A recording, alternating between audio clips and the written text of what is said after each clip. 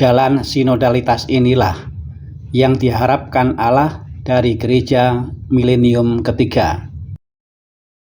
Sinodalitas gereja sangat ditekankan karena hal itu merupakan modus vivendi dan modus operandi, cara hidup dan cara bertindak gereja.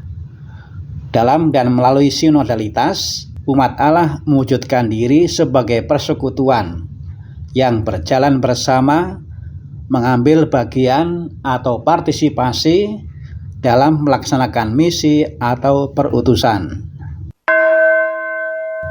Paus Fransiskus pada hari Minggu Misi Sedunia ke-97.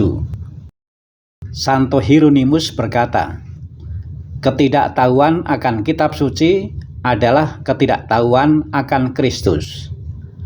Tanpa Tuhan yang memperkenalkannya pada kita, mustahil bagi kita untuk memahami kitab suci secara mendalam. Begitupun sebaliknya, tanpa kitab suci, peristiwa-peristiwa misi Yesus dan gerejanya di dunia tetap tidak terbaca.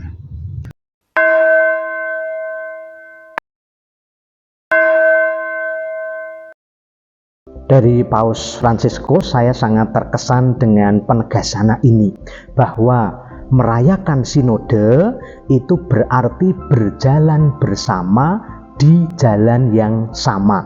Dan itu Paus kemudian juga menegaskan ada 3 kriteria bagaimana gereja bersinode. Yang pertama itu adalah mengalami perjumpaan, kemudian berdiskusi bersama untuk membicarakan masalah-masalah yang aktual, dan kemudian berdiskresi, berdiscernment, memutuskan bersama, mengambil keputusan bersama untuk kemudian dijalani, dilaksanakan secara bersama-sama.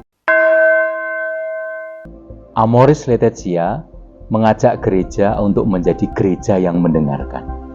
Gereja yang mendengarkan pergulatan keluarga di pusat pergulatan yang konkret, keluarga bagian masyarakat, keluarga yang terkait dengan berbagai macam permasalahan sosial. Semoga hal yang sama juga muncul dalam sinode, proses sinodalitas kita saat ini, bahwa kita berjalan bersama karena kita ingin mendengarkan, saling mendengarkan pergulatan umat beriman di dalam pusat pergulatan yang nyata, dan dengan demikian gereja akan menjadi sungguh berjalan bersama dan tidak berjalan sendirian. Sinodalitas itu artinya berjalan bersama. Maka gereja diundang supaya semua anggota gereja itu terlibat. Di stasi itu ada banyak hal yang harus diperhatikan. Nah, wayahna kita membagi-bagi. Seperti sekarang ini kan juga mungkin ada kegiatan doa ya.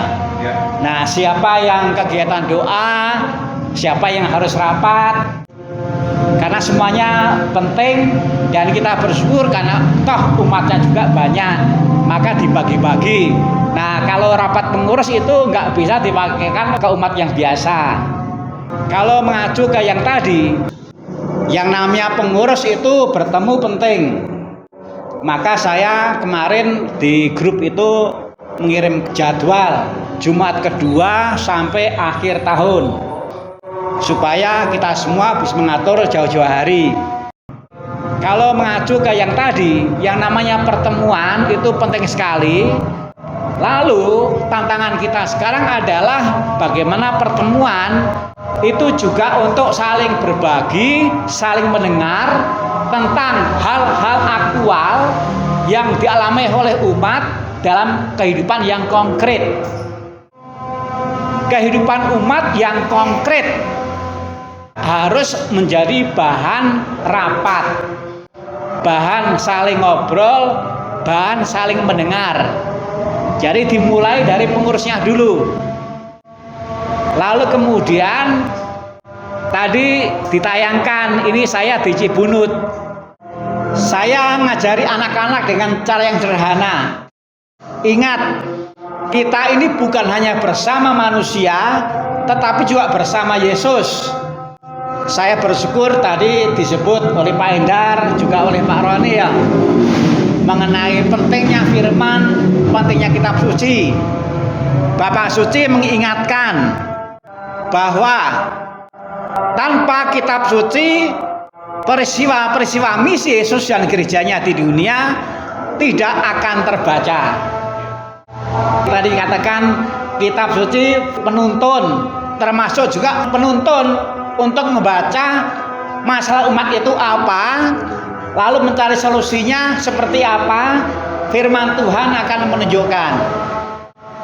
Jadi sekali lagi, nanti akan diusahakan supaya rapat pengurus itu juga membicarakan hal-hal aktual yang dihadapi oleh umat secara konkret. Nah, sebelumnya itu saya memberi PR waktu rapat 2 bulan yang lalu, supaya para pengurus coba berembuk. Ini kan berjalan maju.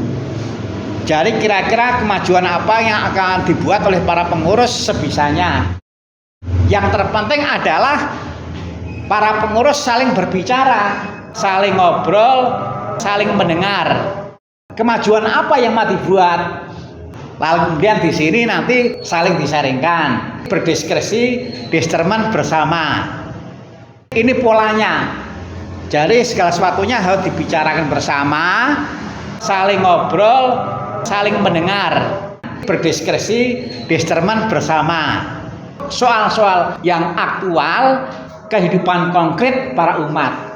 Karena gereja yang juga diperkuat oleh para pengurus memang untuk memperhatikan kehidupan konkret.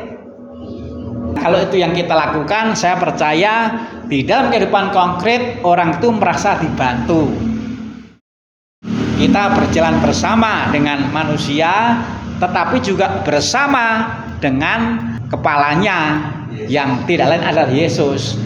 Satu tubuh, banyak anggota, satu kepala. Siapa yang mempersatukan? Yesus.